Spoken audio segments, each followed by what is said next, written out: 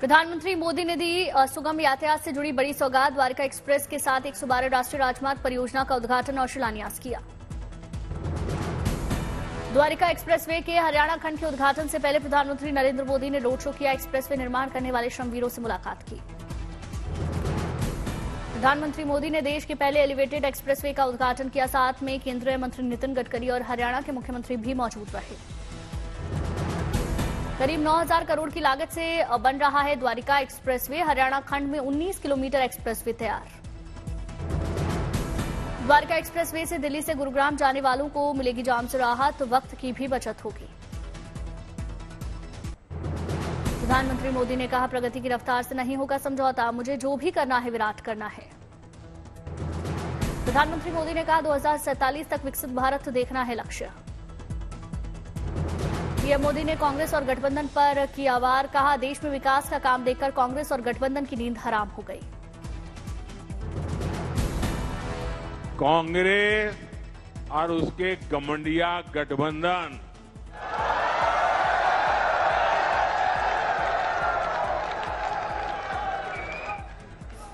उनकी नींद हराम हो गई है।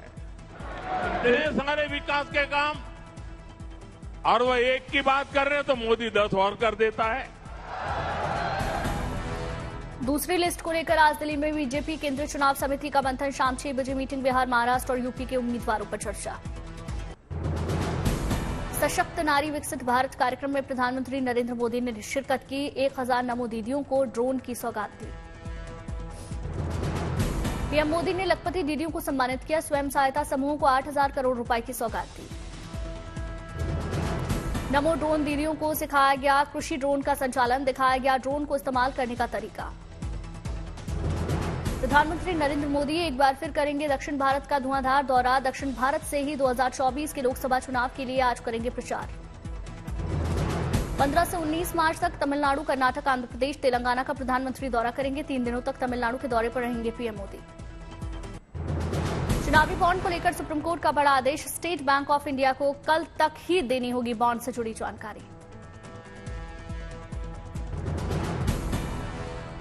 सुप्रीम कोर्ट ने एसबीआई के आवेदन को खारिज किया। कहा, 15 मार्च तक वेबसाइट पर अपलोड हों आंकड़े। स्टेट बैंक ऑफ इंडिया ने 30 जून तक आंकड़े अपलोड करने के लिए मांगा था वक्त। सुप्रीम कोर्ट ने इनकार किया।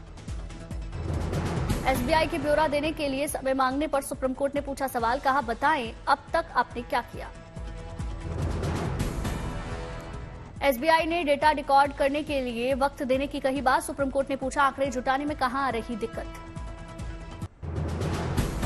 एमएलसी चुनाव का नामांकन करने का आज आखिरी दिन। कई राज्यों में प्रत्याशियों ने पर्चा भरा। लखनऊ में बीजेपी प्रत्याशियों ने एमएलसी का पर्चा भरा। इस मौके पर मुख्यमंत्री योगी आदित्यनाथ मौजूद रहे। बीजेपी ने विजय बहादुर पाठक, महेंद्र कुमार सिंह, अशोक कटारिया बनाए गए प्रत्याशी धर्मेंद्र सिंह, रामतीरथ सिंघल और संतोष सिंह को मिला मौका। बिहार में भी आरजेडी से राबड़ी देवी, अब्दुल बारी सिद्दीकी, फैसल अली, उर्मिला ठाकुर ने नामांकन किया। माले से शशि यादव ने पर्चा भरा। आरजेडी और लेफ्ट के नामांकन में पहुंचे लालू यादव, तेजस्वी यादव भी साथ में मौजूद रहे।